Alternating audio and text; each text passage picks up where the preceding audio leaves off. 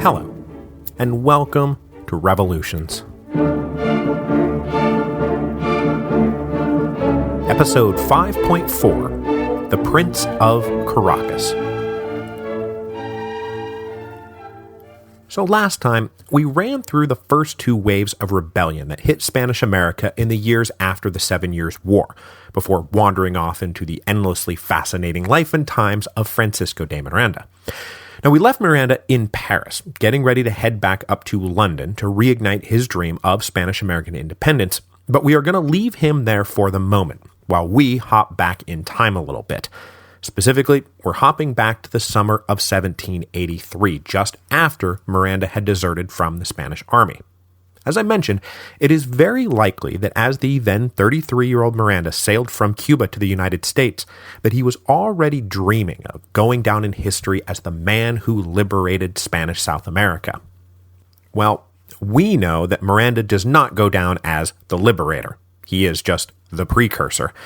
But as historical coincidence would have it, as Miranda departed for his life as a wandering revolutionary, the man who would become the liberator was on the verge of being born back in Miranda's hometown of Caracas, and it is time to call that man to the center of the stage. Simón Bolívar was born on July the 24th, 1783, into one of Caracas's most elite Criollo families. As I mentioned 2 episodes back, the original patriarch of the family, Simón de Bolívar, emigrated down to Caracas in 1589, beginning a run of 7 generations of the Bolívars occupying the very upper rungs of Caracas society. They own multiple haciendas all around Venezuela that produce sugar and indigo and tropical fruits.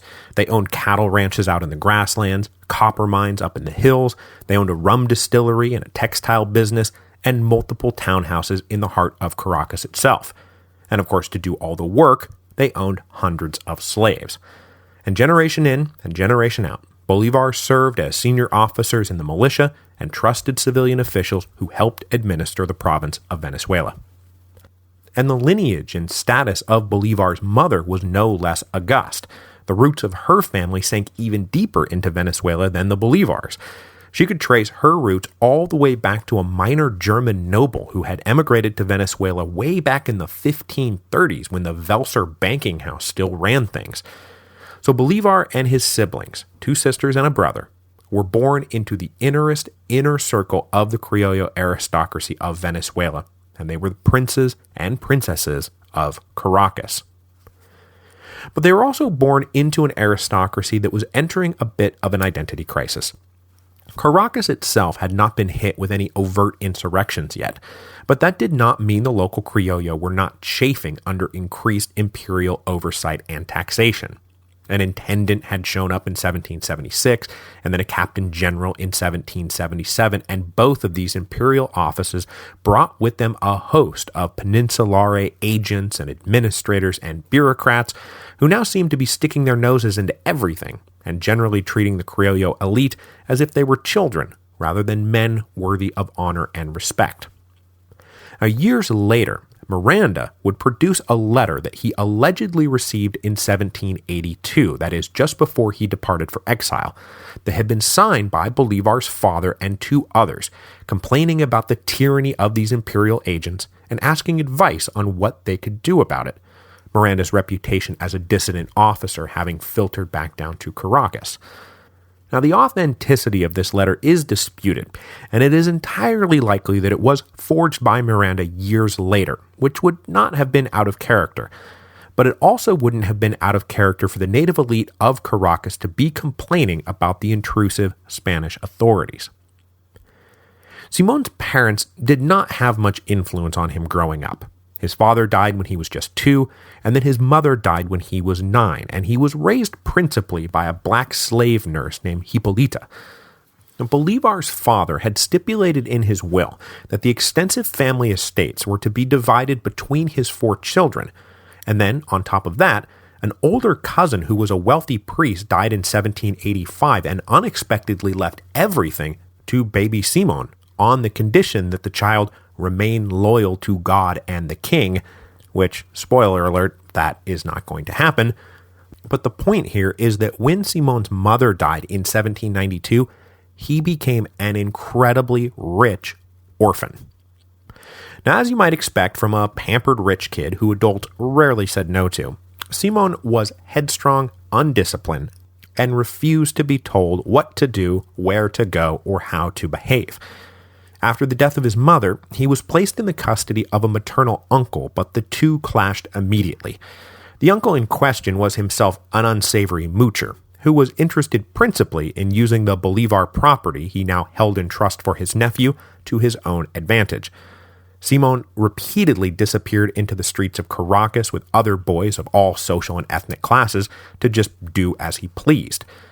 And then in June of 1795, 12-year-old Simon got sick of his uncle's exploitive neglect and ran away to his sister's house, sparking a legal battle over who would have custody, because controlling Simon meant controlling his fortune until he came of age. Now, a settlement finally placed the boy in the custody of a local teacher, who then became Simon's private tutor, the famous, or possibly infamous, Simon Rodriguez. Now, Rodriguez was an Enlightenment enthusiast, although his greatest love was reserved for the arch-anti-Enlightenment philosopher Jean-Jacques Rousseau. Simon was also tutored during this period by a budding young intellectual named Andrés Bello. Now, Bello was only 2 years older than Simon, but would in time go on to become a cornerstone of Spanish-American culture. He was a philosopher and a poet and a statesman, and as we will see for ourselves a few episodes hence, an early patriotic revolutionary. Now, the influence of these two tutors has apparently long been made a central feature of Bolivar biographies, but most modern historians downplay their role, because at this point in his life, Simon was basically unteachable, and was certainly more interested in blowing off his tutors to go play with his friends than actually listening to a word they said. It would not be until years later that he developed the habit of constant reading that became such a familiar sight in the camps of the Patriot armies. So as young Bolivar was growing up, the world around him was changing, and New Granada in particular was about to become the focal point of a third wave of pre-independence unrest, this one triggered by the seminal arrival of the French Revolution in 1789. Now, France was suddenly generating and circulating a whole host of dangerous new ideas that the Spanish authorities could not stop from spreading into their American empire.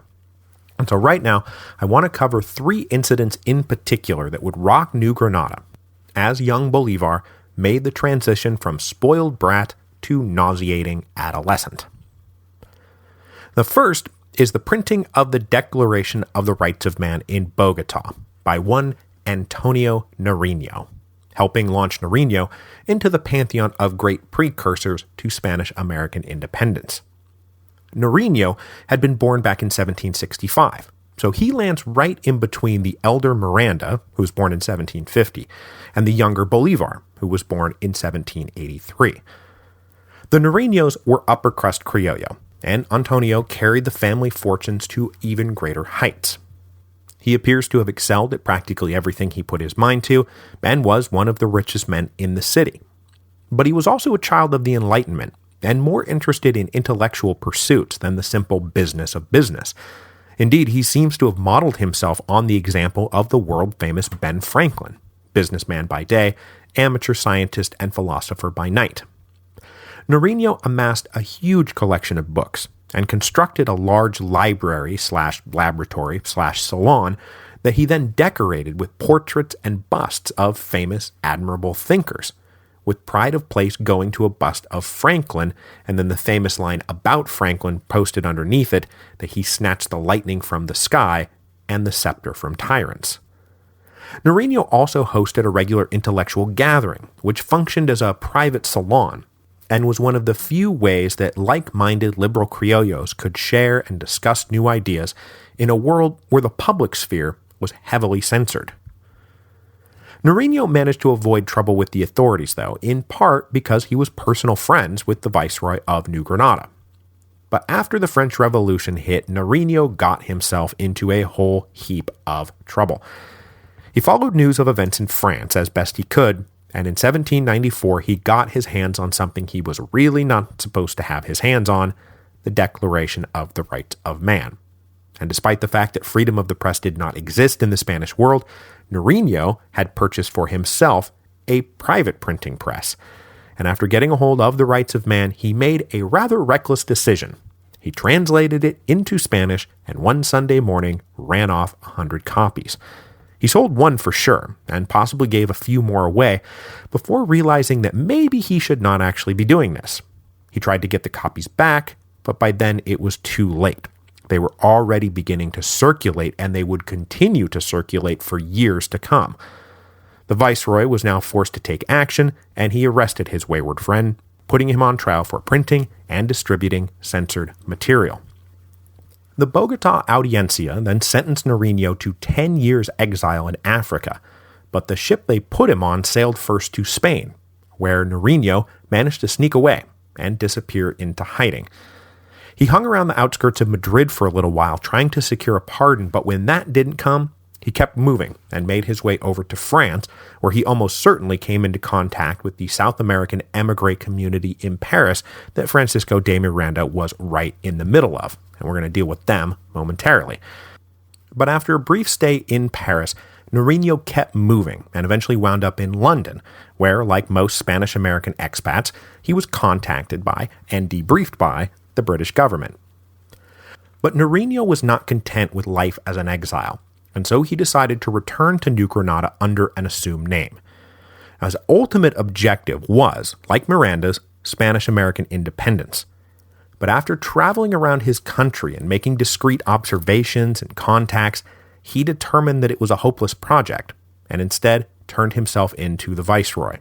Whereupon he was dumped in a Cartagena prison, where he sat off and on for the next 13 years, and where he will still be when the winds of Spanish-American independence come sweeping through. Now, while the imagination of a guy like Nariño was being fired by the example of the American Revolution on the one hand and the French Revolution on the other, there was, as we know, a third major revolution floating around out there that was also firing a few imaginations. The Haitian Revolution, which was unfolding practically right next door to New Granada, just 500 miles north or so as the crow flies. And that brings us to the second incident I want to discuss, the 1795 slave rebellion in Coro, Venezuela. Now, the Great Slave Uprising up in Saint-Domingue complicated things for liberals in Spanish America, because it represented everything that scared the crap out of the Criollo elite. Now, maybe they fancied themselves the next Ben Franklin or George Washington and read approvingly from Montesquieu and Rousseau and Voltaire, but the thought of mass racial revolution sent shivers down their big white spines. At the end of the 18th century, the population of Venezuela was about 800,000, and of those, maybe 4,000 were pure white elite, and that combines the Peninsulare and the Criollo. Everyone else was some combination of white, black, and Indian. And so that tiny white elite was very conscious that they were surrounded by and could be overwhelmed by the quote-unquote inferior races at any moment. So after the Great Slave Uprising in Saint-Domingue erupted in 1791, the Criollo elite of New Granada no doubt heard the tales of white landowners murdered in their beds, a whole colony on fire, and mass racial upheaval. And this was all ominous enough, but then their own imperial government seemed ready to betray them. In February 1795, the Council of the Indies had concluded that continuing the rigid racial caste system in their colonies was unsustainable. The vast majority of the population, and whatever talent, industry, and intelligence it might contain, was locked out of full political, economic, and social participation. Plus, the Council of the Indies was no doubt getting frequent reports about the mess in Saint-Domingue, this all-out race war. I mean, they were funding the slave armies. And perhaps they were trying to head off just such a race war in their own domains, though I do not know exactly what role that played in their decision-making. So the council introduced a new law that in effect allowed pardos, that is, mixed race, white, and African, to purchase legal whiteness. So if you were a mixed race merchant and had done well for yourself, you could literally go buy a piece of paper that made you legally white. That is, you had access to all offices and privileges and educational opportunities that whites did. And as had happened in Saint-Domingue, the home government trying to undo the racial caste system stoked further resentment and complaints among the Criollo about the tyranny of the Peninsulares who were now trying to enforce this. Then just a few months later, the Criollo got hit by an even scarier jolt when the contagion of slave rebellion finally reached Venezuela. Because obviously a huge chunk of the population wasn't scared of the revolution in Saint-Domingue, they were inspired by it. In particular, a mixed-race merchant named José Leonardo Chirino from the coastal city of Coro had sailed to Saint-Domingue and back, and seen firsthand that racial revolution was possible, having almost certainly spent his time in the South Province, which at that point was under the control of André Rigaud. Now, the area around Coro was one of the principal sugar-producing regions of Venezuela, which meant a large concentration of African slaves ready to rebel. So Chirino conspired with another mixed-race partner named José Caridad González to organize their anger and launch a slave rebellion. In early May 1795, they led hundreds of slaves in a mass uprising outside Coro that followed the pattern of the early Saint-Domingue uprising. They destroyed sugar plantation infrastructure and killed any whites they could find. But unlike the uprising in Saint-Domingue, the Coro rebellion was contained. After 3 days of unchecked rampaging, the army and militias moved in with overwhelming force. A good 300 men and women were apprehended and summarily executed. Now, the slave rebellion in Coro put a lot of elite Criollo on notice that playing with revolutionary fire was a good way to burn down their whole world. And so it led them to retreat to more conservative ground. But it put others on notice that if they championed the cause of racial justice, that huge armies might flock to their banner. So fast forward 2 more years to 1797, and along comes the third and final incident I want to talk about, a revolutionary conspiracy to overthrow the imperial authorities of Venezuela. Now, the root of this third incident also extends back to Europe, where big changes had been wrought by the course of the French Revolutionary Wars. Because if you will recall from our episodes on both the French and Haitian revolutions, Spain joined the anti-French coalition in early 1793, but by mid-1795 had gotten trounced. And so in the summer of 1795, just as the slave rebellion was being suppressed in Coro, the Spanish signed a humiliating treaty with France that made them de facto vassals of the French Republic, complete with an annual indemnity payment and the putting of their military resources at French disposal. But peace with France meant war with Britain, and that meant that the British Navy now stood between Spain and her colonies, and this is hugely important. This is going to be a major disruption to the political economies of both sides of the Atlantic, because by 1797, Spanish America was now all but cut off from Spain. Increasingly isolated from the mother country, a group of radical liberals in Caracas got together and started plotting a revolution that they hoped would combine the best elements of the American, French, and Haitian revolutions. And there were 3 principal ringleaders to this plot. The first was a dissident Peninsulare named Juan Bautista Picornell, who had been busted trying to get a revolution going in Madrid in early 1795, and for his trouble had been packed off to prison in faraway Venezuela. Upon arrival, though, he simply continued his revolutionary practices and through intermediaries came into conspiratorial contact with 2 local radical liberals, and together they further developed the plan, those 2 being Manuel Gual and José María España. Together, these 3 plotted a revolution that would topple the existing social and political order, and when they were done, they hoped to declare American self-government, unrestricted free trade, the elimination of all the burdensome imperial taxes, and then follow all that up by establishing the equality of all races and the emancipation of all the slaves. I mean, this is heady stuff. But in July 1797, before the project got off the ground, it was uncovered, and everyone was forced to scatter into hiding or exile.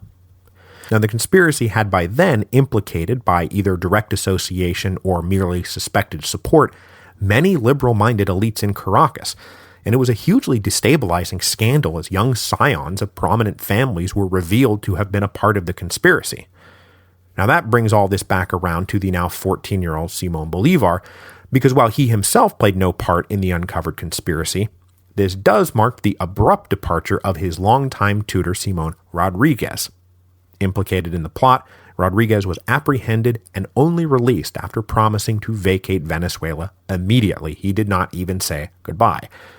He next turns up in Jamaica under the name Samuel Robinson, marking the beginning of his own life as a revolutionary exile that would soon enough see him reunited with his former pupil back in Europe. So those three incidents really helped set up the future dynamic of Spanish-American independence, at least in New Granada.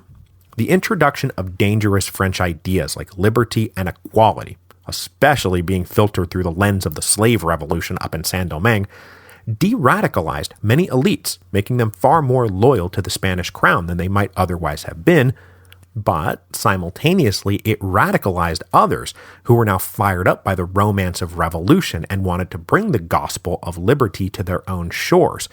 And when Spanish-American independence gets going, it starts to look a lot like a civil war between these two groups.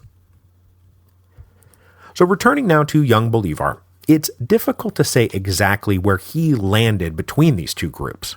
He would later say that as a child he was fascinated with the great Greek and Roman heroes of old and dreamed of joining their ranks, and that he was also well versed in the American War of Independence and the glorious reputation of George Washington, who had achieved that very feat by becoming nothing less than the American Cincinnatus. But Bolívar was saying all this in retrospect, and at the time, probably, he was a typical rich teenager who wasn't thinking about much of anything beyond himself and his own immediate pleasures. So, despite the destabilizing winds now swirling through Caracas, Bolívar himself just kind of kept on moving through the standard developmental steps of a Criollo aristocrat. He joined an elite militia company and spent a year learning a bit about the military arts, though nothing really serious. Mostly this was a prestige company. It's not like it was a real battle force. And after a year in militia service, he then prepared to take the next standard step in his aristocratic training, an extended trip back to Spain. So in January 1799, he got on a ship and sailed for Spain to continue his education, or, as would be far more accurate, actually begin his education. After a long, circuitous voyage to avoid British naval patrols, the now 16-year-old Bolívar landed in Spain and made his way to Madrid, where he took up residence with his uncle Esteban, one of his mother's brothers. Now the crazy thing here is that Esteban was currently living with a guy named Manuel Mayo, who at that moment, that is mid-1799, had managed to become the Queen of Spain's favorite lover. And that connection allowed young Bolívar to get an up-close look at the very heart of the Spanish monarchy, and he would be mighty unimpressed with what he saw. So the enlightened King Charles III, he of all the reforms that we discussed, had died in 1788, just before all hell broke loose over in France, and he was succeeded by his son, King Charles IV. Now, Charles IV was not a bad guy, but he was also not the guy you wanted ascending to the throne just as the tidal wave that is the French Revolution is about to come roaring over the Pyrenees. He spent most of his time hunting and tinkering around in a workshop, and mostly left the boring business of state to someone else. That someone else turned out to be his wife, Queen Maria Luisa. Now, unfortunately, Maria Luisa was not some brilliant leader or enlightened ruler, and she was in fact all too willing to let her favorite courtiers run the show, and her favorite courtiers were also generally her favorite lovers. And her favorite lover was the infamous Manuel Godoy. Godoy had come into her line of sight as just a good-looking member of the royal bodyguard, but after taking up with the Queen, Godoy was promoted, and promoted again to positions well beyond his experience, rank, or intelligence, culminating with his elevation to Prime Minister in 1792, right on the eve of war with revolutionary France. He then quote-unquote led Spain through the war, right to total defeat, bankruptcy, and a humiliating treaty that left the kingdom severed from her colonies, whose gold and silver were really the only thing keeping the monarchy afloat. So this was the state of the Spanish monarchy that young Bolivar witnessed firsthand when he accompanied his uncle to court, and it taught him a valuable lesson. The Peninsulares were no better or wiser or richer even than his Criollo brethren back in the Americas. They instead appeared to be a bunch of dumb, out of touch, petty, short-sighted buffoons, more interested in court gossip than the health, well-being, and safety of their vast empire. And it's safe to say that from this first visit to Spain, Simón Bolívar had nothing but contempt for native Spaniards.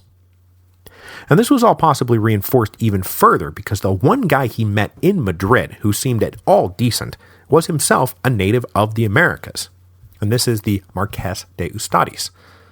Ustaris was Criollo. He'd been born and raised in Caracas, and then come over to Spain, and through talent and skillful politicking, had risen up into the very upper reaches of the Spanish monarchy. He was currently one of the most respected members of the Supreme Council of War. He knew the Bolivar family well, and agreed to guide the further education of Simón, and the teenager moved into his house. Now what the Marqués soon discovered, though, was that Bolivar's previous education was a bad joke. I mean, the kid seriously could barely write a comprehensible sentence. So the Marqués pushed Simón into a super active and well-supervised re-education program. And Bolivar himself appears to have genuinely liked and respected this intelligent and wily Marqués, and instead of resisting the attempt to mold him, he embraced it. And this really is where Simón Bolívar is born, because he discovered that he actually enjoyed learning new things and contemplating interesting thoughts, and he started to actually apply himself to his studies. Given free rein to the Marqués's library, he read voraciously, and from this point on, for the rest of his life, it was rare to find Bolívar without a book close at hand. In early 1800, a shift in the Queen's eye left Manuel Mayo out of favor, and Bolívar's uncle Esteban in prison, which likely turned Bolívar even harder against the fickle and petty royalty that was somehow running this great empire. But Bolívar brushed all this aside, because it was right around this same time that he fell in love. And the love of his life was Maria Teresa del Toro. 2 years his elder, Maria Teresa's family was native to Venezuela, but now lived in Spain. So she was herself a kind of reverse Criollo. She was born in Spain to American parents, rather than being born in America to Spanish parents.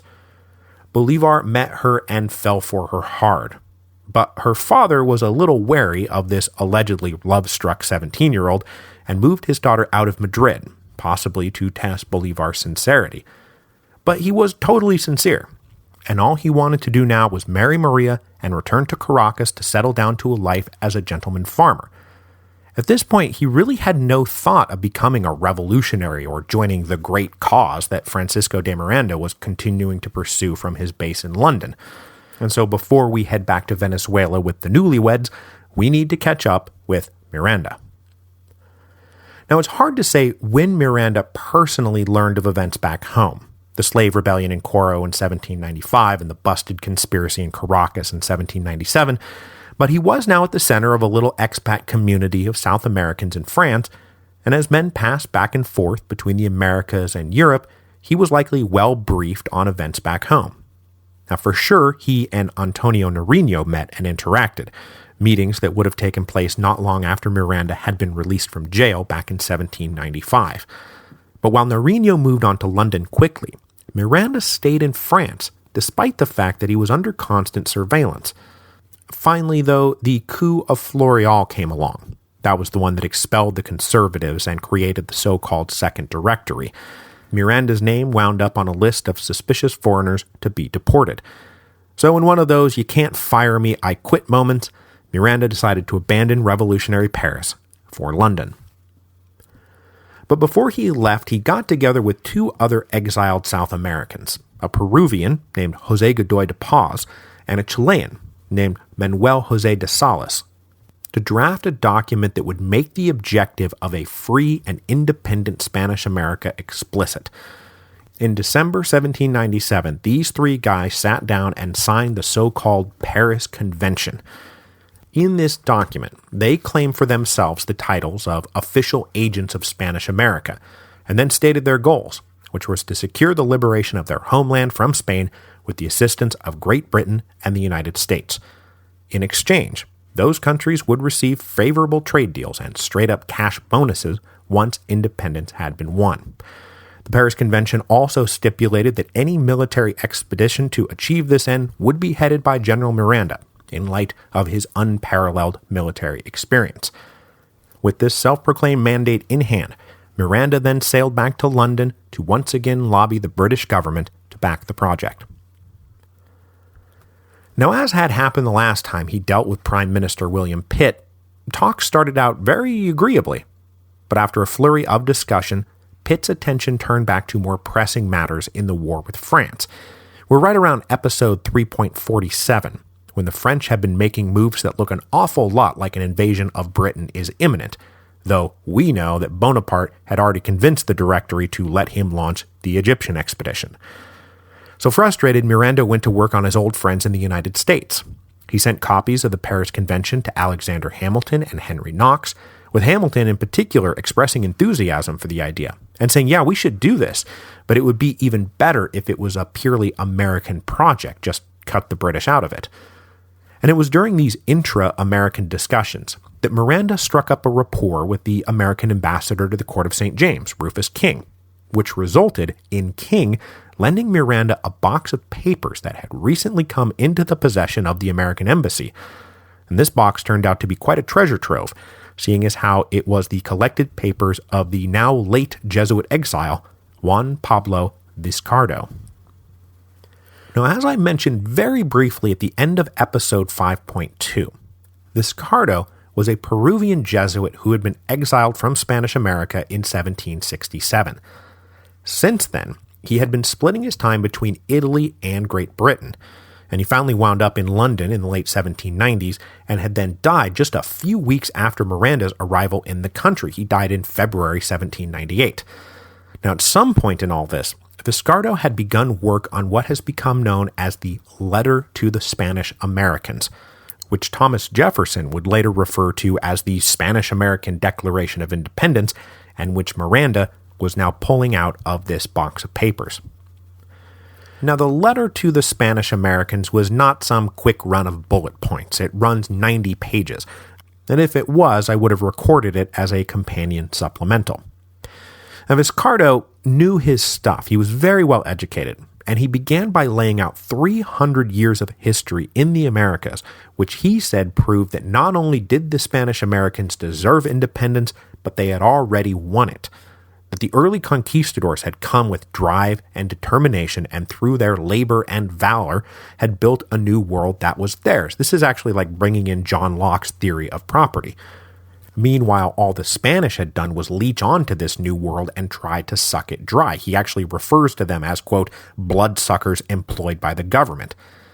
He said that America owed Spain nothing, relied on Spain for nothing, and that all the strong Americans had to do was cut the feeble bond of lingering sentimental attachment to weak Spain, because that was really the only tie that bound them together. I mean, losing America would be disastrous for Spain, sure, but America losing Spain would only cut some dead weight and allow them to rise to ever greater heights. Vizcardo also made the point that the majority mixed-race population of the Americas was not some inferior breed, as the Peninsulares supposed, that they were instead stronger and better, the race of the future, rather than the race of the past. And this helped to stamp racial equality as one of the core ideological components of Spanish-American independence. Vizcardo then said that the sum total of Spanish rule in the Americas could be reduced to just 4 words: ingratitude, injustice, slavery, and desolation. Francisco de Miranda read all this and realized that he was holding the manifesto of his dreams in his hands. He set about translating and publishing it and just sending it around the world, and it is now considered to be one of the founding texts of Spanish-American independence.